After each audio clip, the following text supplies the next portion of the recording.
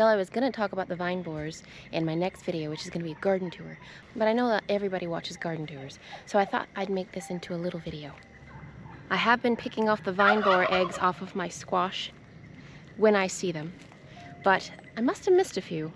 Once they get in there, once they get in your vine, you'll start noticing something. And this is how I was able to tell that there was a vine borer in my squash. As they feed on the inside of your vine, you'll start to see some frass being pushed out, which is their droppings basically. Now just because that little vine borer hatched out of its little egg and is starting to burrow into your squash,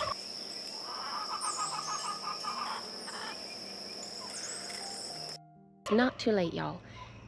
This is kind of the fun part. You get to play doctor and perform a little bit of surgery on your plant. And to be honest, I find it quite satisfying. That frass is what caught my eye.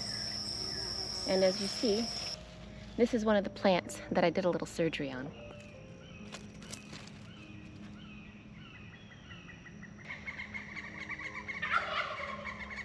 The crows are very noisy today, aren't they? They don't get along with the hawks. I'll often see them fighting. The hawks don't like the crows around, the crows don't like the hawks around. Anyway, now all you're gonna need is something sharp, like a knife or this. In this case, with this guy, I had some sharp scissors. So I just took my scissors and I cut that spot where I could see the frass. And I gently pulled apart the vine and I could see the vine borer.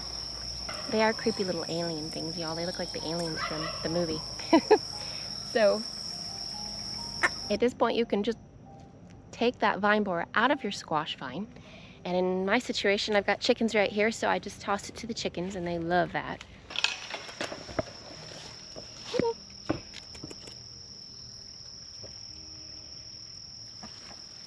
Now last year when I did this surgery on my vines, I used electrical tape to wrap that vine back up to kind of close that little wound that we created.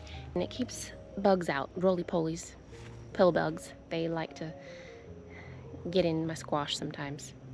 But this time around, y'all, I could not find my electrical tape anywhere. I called to my husband, Nathan. I was like, where's the electrical tape? He couldn't find it either. So he suggested vet wrap. And I was like, you know what?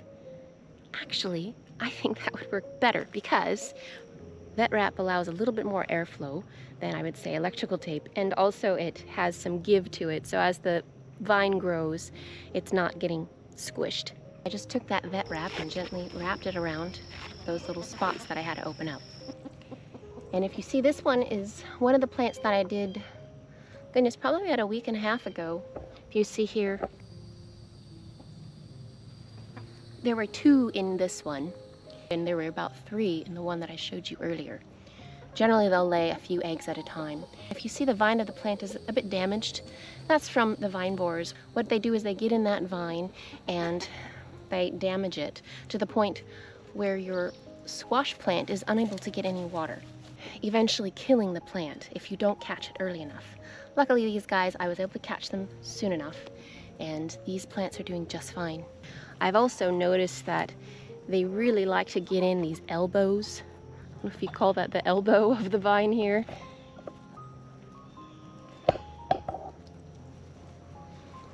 Even if you see an egg on the leaf, they'll slowly make their way down into these little elbow sections, working their way through. And sometimes if you cut it open, y'all, you might not see a vine borer. That's because it's already moved up the vine, and you'll probably see one more section that you see that frass coming out, and you'll probably have to cut one more time to get that vine borer out. So far I've had to do this to 3 plants. And I noticed that when I first did it, y'all, the ones that I had to remove vine borers from, they were the first ones to start wilting when it got sunny out. So obviously they did get some damage and they weren't getting as much water as the rest of the squash in my garden. But I haven't noticed that anymore, so I kind of wonder if they have recovered, healed. I'm not quite sure. But I'm just happy that I was able to save my squash, and they're producing fruit and looking very healthy. Ah, see, this one here is one of the ones I had to cut open.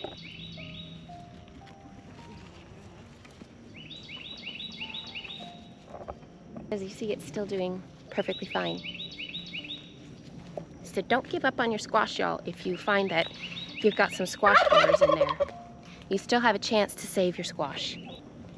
Don't forget to get out there every day, you guys. It's so important to be active in the garden to keep up on the pests, because what happens if you just let the pests get to your garden and you give up?